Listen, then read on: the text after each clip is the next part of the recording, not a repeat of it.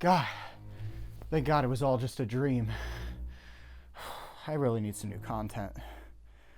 I'll check that video submission form. It's been a minute.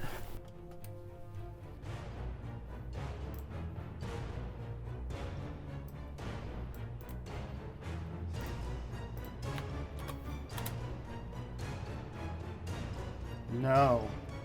No. You're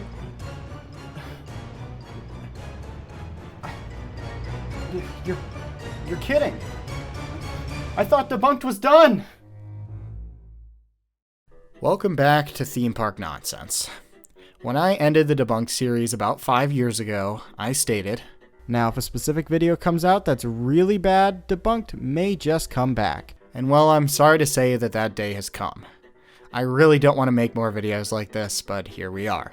A year ago, I covered a video by this same channel, Echoes.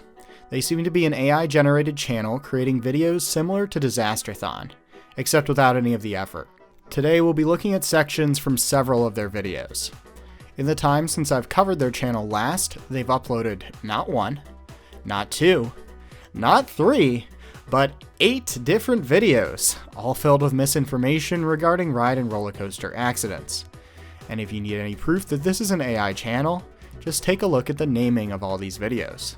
We have no episode 1, several of the videos are not numbered at all.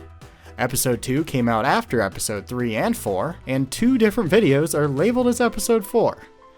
We'll be taking a look at all of these today, so get ready. It's going to be a long video split into 2 separate parts. We covered Echo's first video in this playlist last year. We'll begin with 10 worst theme park accidents in human history number 3, which I guess is separate from the video about the worst theme park accidents in alien history. Anyway, let's get started. If just looking at a roller coaster makes you dizzy and trembling with fear, don't get embarrassed. It's a pretty justified reaction, as this seemingly innocent attraction can turn into a horror movie at any moment. Yeah, so can sitting at home on your couch. A sinkhole could open up and you could fall hundreds of feet.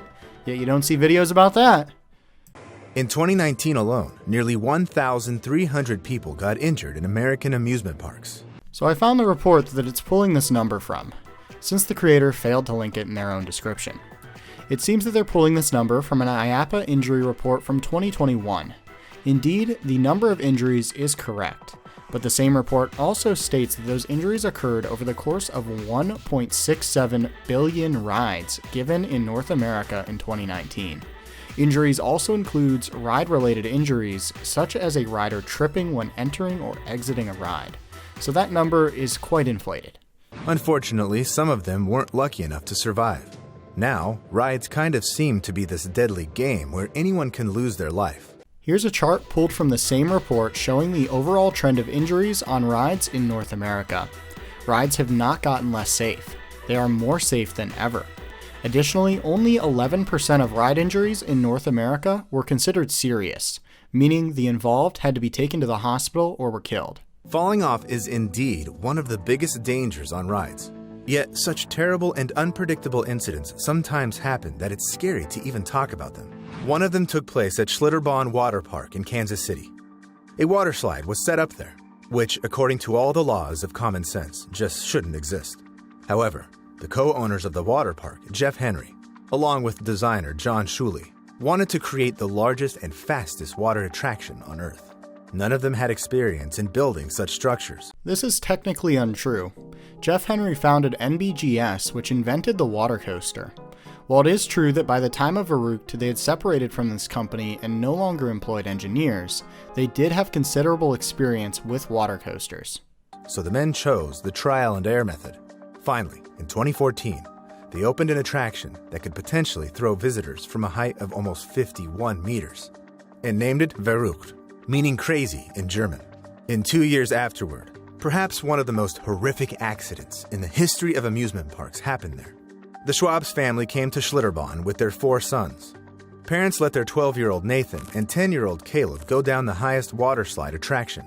The boys climbed up, while the rest of the family was waiting for them below. Caleb went first, after the boy descended almost vertically, reaching a speed of about 113 kilometers per hour. His raft flew into the air and crashed into a protective metal net. It should have saved Caleb, but instead, he slammed into the support so hard that he got decapitated.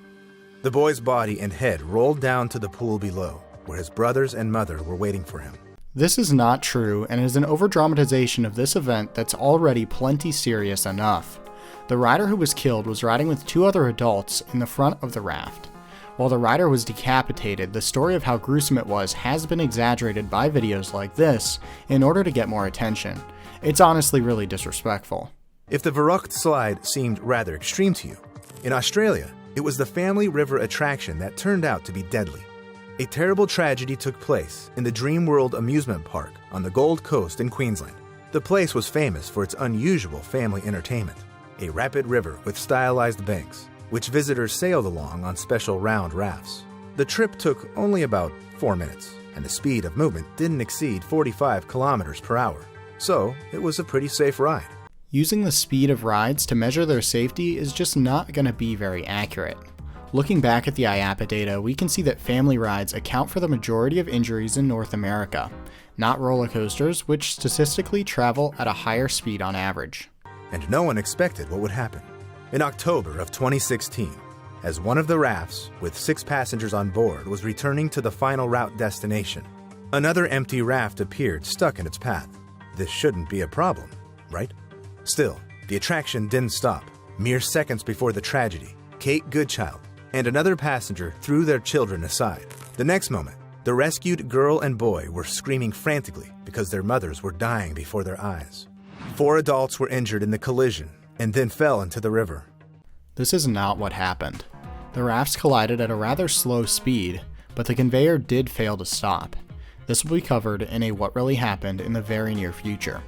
It did result in the raft being overturned and some riders being drowned. The investigation concluded that the accident occurred due to inadequate service and a lack of skills on the part of the staff. But, of course, no one was arrested.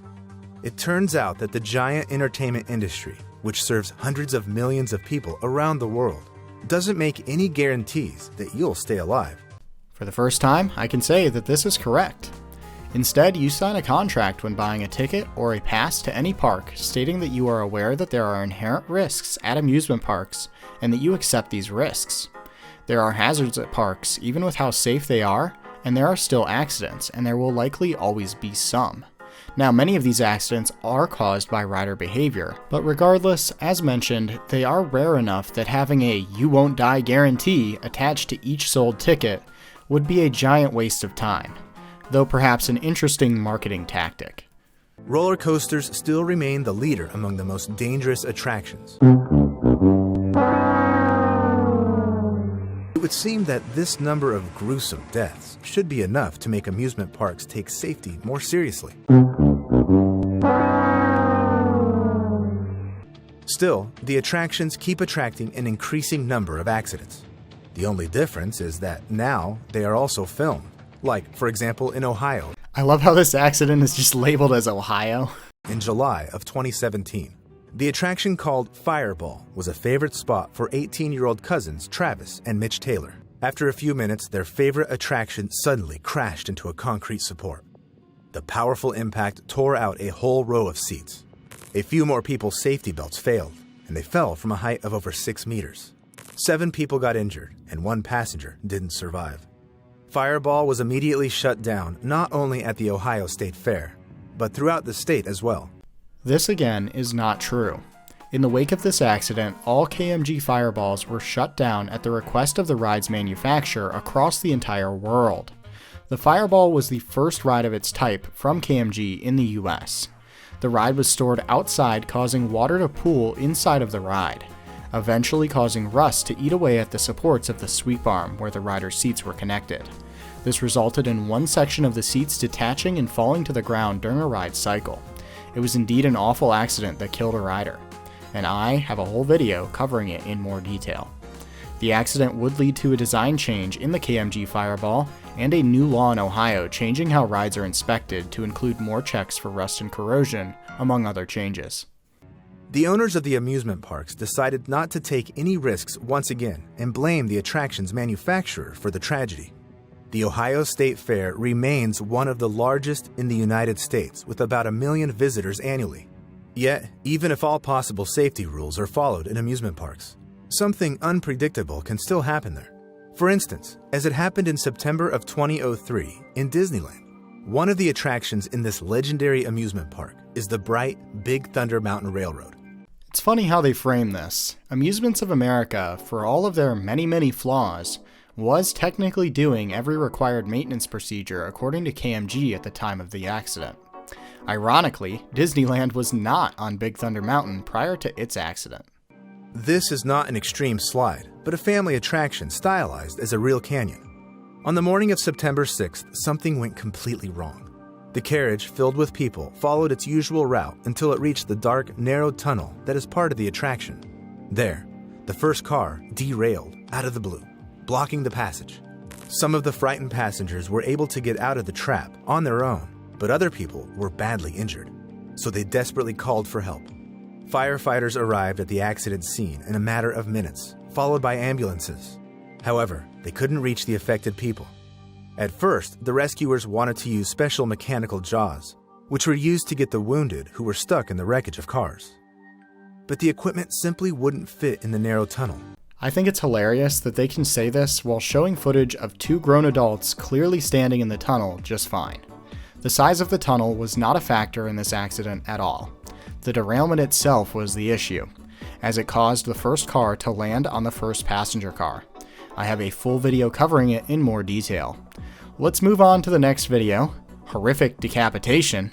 10 bizarre accidents at Disneyland. In this video, we're only going to look at the coverage of this exact same accident to see how it's framed differently. Big Thunder Mountain Railroad.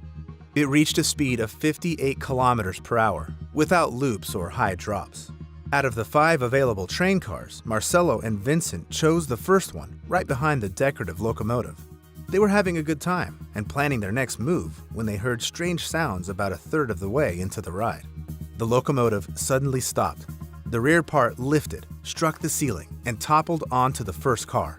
The thin metal railing on that car couldn't withstand the pressure, and it crashed into Marcelo Torres. Wild how this is the same accident discussed in the last video, yet described in a completely different way, this time with considerably more accuracy. Though to someone who does not know, this sounds like 2 completely different accidents, and that's what can be so harmful about these videos. He got trapped between the seat and the locomotive, but he was alive.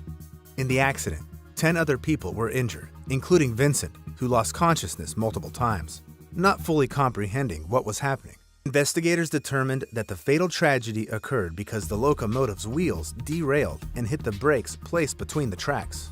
However, the most shocking discovery for the police was that a few weeks before the accident, mechanics had noticed unusual noises and warning signals on the control panel for the ride. This is not correct. The train the riders were in was being serviced prior to the accident. It had been put back into service without all maintenance procedures being completed. These issues had to do with part of the wheel assembly on the decorative locomotive car, but the ride's control system had and has no way of detecting this. Let's move on to the next video, Smashed to Death. 14 worst roller coaster accidents in human history, number 4. Almost every week, accidents happen on amusement rides that were only supposed to bring joy. Some people are luckier. For example, the passengers of a ride in Ohio who only had to climb their way down from a height of 60 meters. This is not an accident.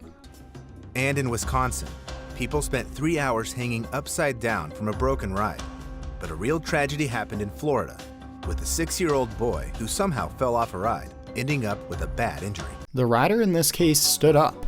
This was clearly documented in official reports, but again, I suspect this is just an AI-generated script that likely only pulls information from news headlines. But in reality, almost a quarter of similar accidents end in death.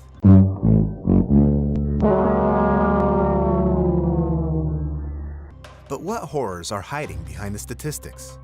And what actually kills people on amusement rides? A roller coaster can be seen as the hallmark of amusement parks. It's one of the world's most famous and oldest amusement rides. However, it's also the deadliest.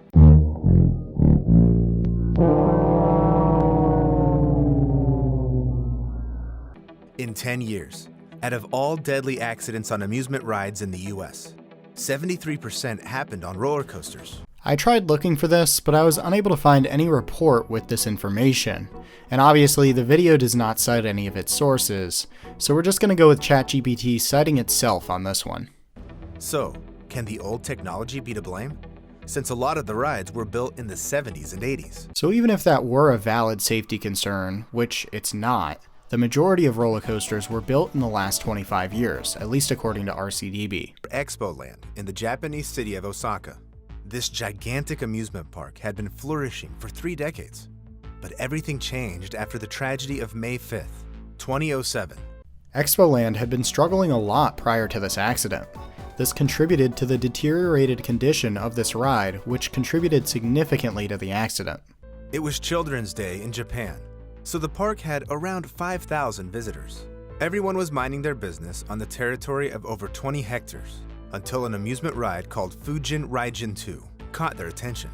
Its track was 1,050 meters long, and its 6 train cars hit the speed of up to 75 kilometers per hour. The ride's distinguishing feature was that the passengers stood through the entire ride.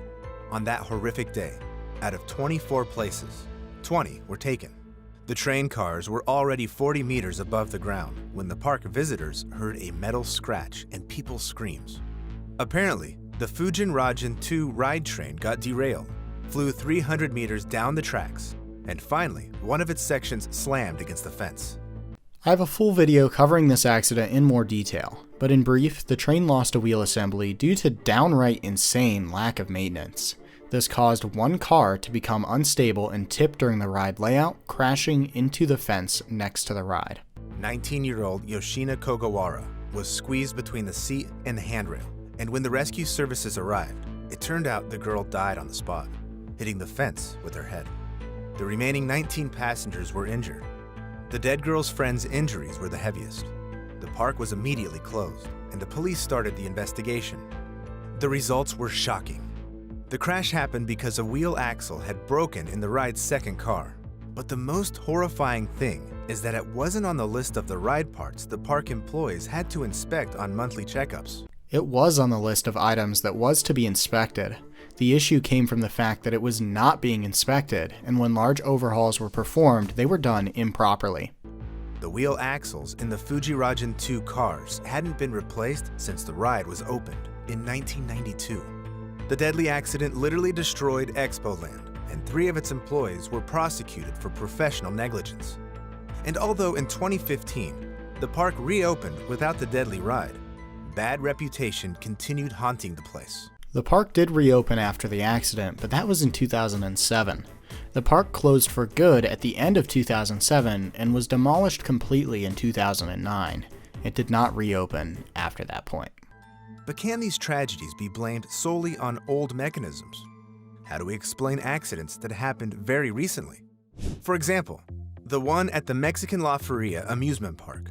In 2019, it was home to the legendary first-of-its-kind ride with a triple loop, named Chimera. Its 5 cars took the passengers to the height of 34 meters, riding its over kilometer-long tracks at the speed of 85 kilometers per hour. The ride appeared in La Feria in 2007 and was in operation until the tragic September day in 2019. Then, the train's last car derailed, rolled over, hit a metal structure, and fell to the ground from the height of 9 meters, and 2 young men died on the spot. The official investigation established that the tragedy had been caused by the ride's design flaws and poor maintenance. But the situation was much worse than this wording may lead you to think. The ride's technical condition was abysmal. The train was moving much faster than the designated speed, and instead of the 3 permitted train cars, 5 were attached. The ride was designed to run with the 5 cars it was running with at the time of the accident. This did not contribute to it. On one of them, the node knot got detached, which caused the catastrophe. But it also turned out Chimera was actually a Frankenstein, since it consisted of the parts of different rides. While this is true for the ride in its now current location, the ride's train was made up of parts from the ride's other trains, so all of the parts on the ride itself at the time of the accident were essentially original. In this photo, you can see the train has node knots of different colors, and it's not a question of design. But if your hair hasn't yet stood on end because of this story, here's the last fact. The ride was built in 1984. Whoa, 1984. That's scary. What a scary year. Someone should write a book about it. For 13 years, it operated in Germany, and in 1997, it was sold to a Malaysian park. Then, the coaster changed its name to Magnum Force and ended up in London. Only after this, it was installed in Mexico. And even though the ride underwent reconstruction multiple times, it was never rebuilt from scratch. Yeah, I mean, why would they rebuild it from scratch? It was a relocated ride. They're not going to buy a new one if they're relocating it. That would defeat the purpose of just relocating it.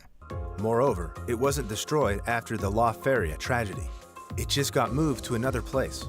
Now, the old amusement ride will be able to murder the visitors of the Indiana Beach Park. Whoa, that's quite the statement. I've actually been on this ride, and I've covered its accident, shockingly, in a full video with more details.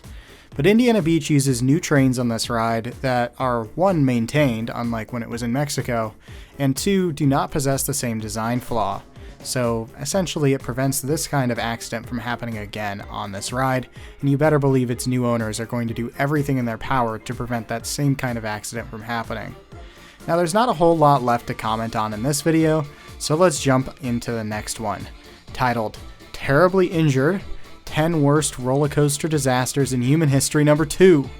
I promise I'm covering these in the order they were uploaded, just for some reason this AI cannot count. There are other videos from amusement parks that YouTube or TikTok won't let you see. Amusement ride accidents happen almost every day in different countries. No matter how much fun you think those 5 minutes on roller coasters, carousels, or drop towers are, sudden malfunctions in these machines can lead to terrifying incidents, where even death won't be the worst outcome. And when you get into a roller coaster car, you sign yourself up for the possibility of a broken neck and even a lifelong disability. So, how do amusement parks turn into torture ones?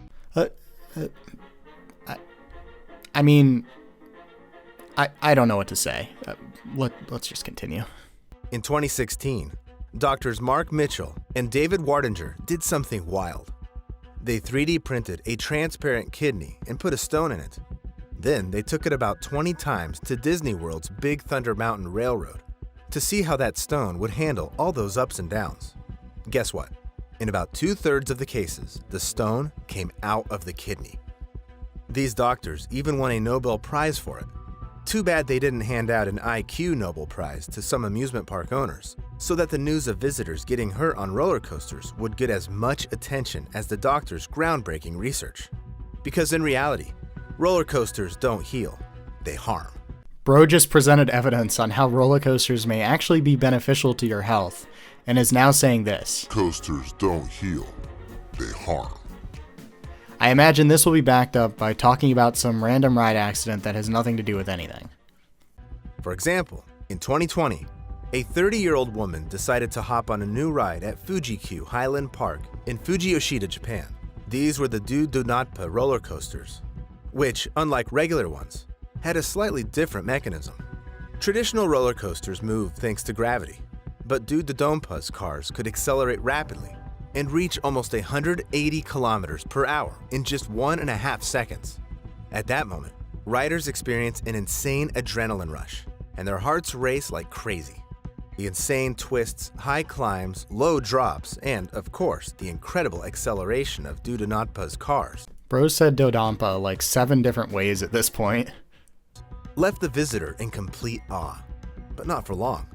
A few hours after the ride, she felt severe neck pain.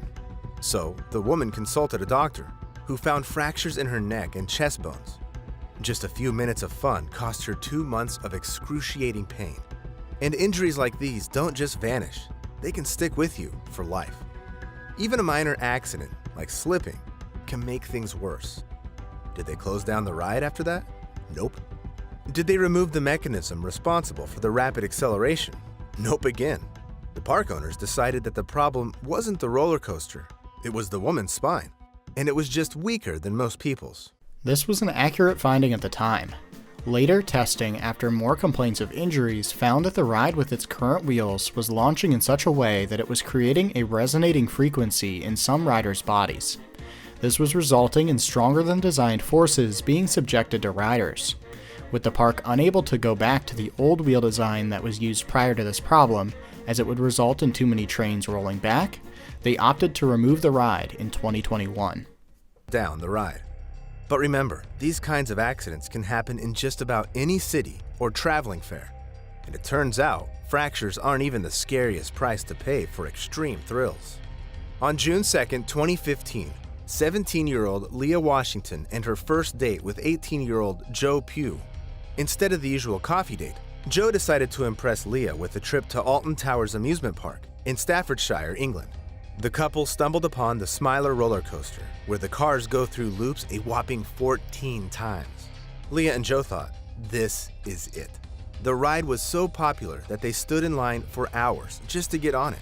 And there they were, off to adventure in their coaster car, when, suddenly, at the top of a 27-meter drop, the ride came to a screeching halt.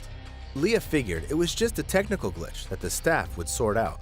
But then, out of nowhere, they jerked forward and collided with another immobile car. This is a horrible retelling of this accident. It's also downright disrespectful to be making up thoughts for people involved in this accident just so you can have a more dramatic video. An empty train was sent into the ride's layout. This train stalled and valleyed between two inversions on the ride. The rider's train stopped at the end of the block behind the stalled train automatically, as the safety system was aware that there was a train in the block ahead. This safety system was overridden by park maintenance, who were unaware the empty train was added to the track by the ride's operators. This resulted in the loaded train resuming the ride layout before eventually colliding with the stalled train. I have an entire video going into more detail. The whole secret lies in the fact that the coaster cars grip the track from all sides, which allows them to stay uneven when they go upside down and reach enormous speeds. Yet, unfortunately, this design isn't always foolproof. In 2016, Paul McFadden was strolling through M&D's theme park in Motherwell, Scotland. Oh, how I wish I knew more about this accident. But unfortunately, the UK government makes it nearly impossible to get accident reports created by the Health and Safety Executive, especially if you don't live in the country. So I honestly know almost nothing about this one.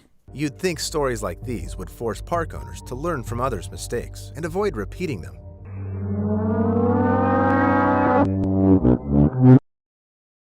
But a similar incident happened just 2 years later at Daytona Beach in Florida, when the cars of the local roller coaster derailed. 2 men fell from a 34-meter height. 2 others were left hanging, desperately holding on to the car until rescuers arrived. 6 people ended up in the hospital. While I don't know much about the accident at M&D's, it's safe to say that these 2 accidents were very different. For one, Sandblaster never had the wheel assemblies mentioned at the start of this clip. It only had road wheels on the top of the track and a wheel on the side of the track designed to operate as both an upstop and a side friction wheel. I have a full video on Sandblaster that covers this accident, you guessed it, in more detail. But essentially, the ride was fitted with aftermarket magnetic brakes that were mounted to the side of the train. The ride was ran over speed at Daytona Beach, and at one point the small upstop wheels, not designed for negative forces, became free above the track due to the train running over speed. This caused the brake fin on the other side of the train to be out of alignment, sending the train off the tracks to the right. This resulted in one car being completely free of the tracks, and the remaining 2 being upright, including a 12-year-old girl with serious head injuries. Jennifer Meal, the spokesperson for the Florida Department of Agriculture and Consumer Services, said that agency inspectors had conducted a thorough inspection of the roller coaster on the same day as the accident and found it complied with state laws. But then, why did it turn visitors' lives into a nightmare? Here's an honest answer for you. Because state laws, especially at the time, were not structured in such a way to notice the kinds of problems Sandblaster was having. The ultimate cause for the Sandblaster accident was that the trains were running over speed thanks to a lackluster refurbishment. In Florida at the time, there was no law in place stating that rides must operate in accordance with their manufacturer-provided manuals. In 1999, Tammy Matzak from Tyler Sport decided to take her 2 kids to an amusement park on the New Jersey coast. When they saw the twisting, looping roller coasters of Wild Wonder, Wild Wonder was a wild mouse coaster that, you guessed it, I've made a full video on. It did not have any loops. The ride was improperly maintained and was using lower spec parts that wore out quickly. This was not caught in state inspections, as New Jersey law was more relaxed on ride inspections at the time, missing the same law as Florida in the Sandblaster accident. A loaded wild mouse car rolled backwards down the lift due to the failure of one of these low-quality parts, crashing into a car in the station and ejecting the riders in the train. Their eyes lit up, and the little one started shouting, "I want to ride! I want to ride!" How could you say no to that? This is a completely made-up piece of dialogue for someone who is a victim of this accident, made in an attempt to make this video more relatable or get more clicks. Again, I think this is really highly disrespectful and honestly kind of gross. The Superman Tower of Power in Six Flags Kentucky Kingdom in Louisville. It looks pretty spectacular, so it's no wonder that on Bruh, this is my footage from my video on this accident. These videos are harmful in that way as well. While I don't personally mind my video being reused, although usually I do prefer credit, this video and others like it intentionally use several very short clips of other people's videos in order to avoid copyright concerns. That's why you see so many different random rides in these videos. Now, folks, take a comfy seat and picture yourself in a roller coaster car. You can even sway from side to side to get the full feel, like you're in a real amusement park. Because, truth be told, this is the only safe way to ride these attractions. I'm literally at a greater risk of this Chinese-made chair I'm sitting in exploding and impaling me than I am riding a roller coaster. Anyways, we're halfway through this channel's videos, and I already have a headache. So we're gonna make a part 2 out of this. If you guys are interested in seeing the next part, come back next week. We're gonna go through such classics as 6 Terrible Accidents in Amusement Parks #5, Stuck Inside, 13 Most Horrific Incidents on Water Slides, Smashed to Death, 14 Roller Coaster Accidents in Human History, 14 Worst Roller Coaster Accidents in Human History, #4 again, and 10 Accidents that Turned Fun into Horror. I can't wait. It's just water and ice, by the way. Gigacoaster, Gigacoaster, Gigacoaster, Gigacoaster, Gigacoaster, Gigacoaster, Gigacoaster, Gigacoaster, Gigacoaster, Gigacoaster, Gigacoaster, Gigacoaster.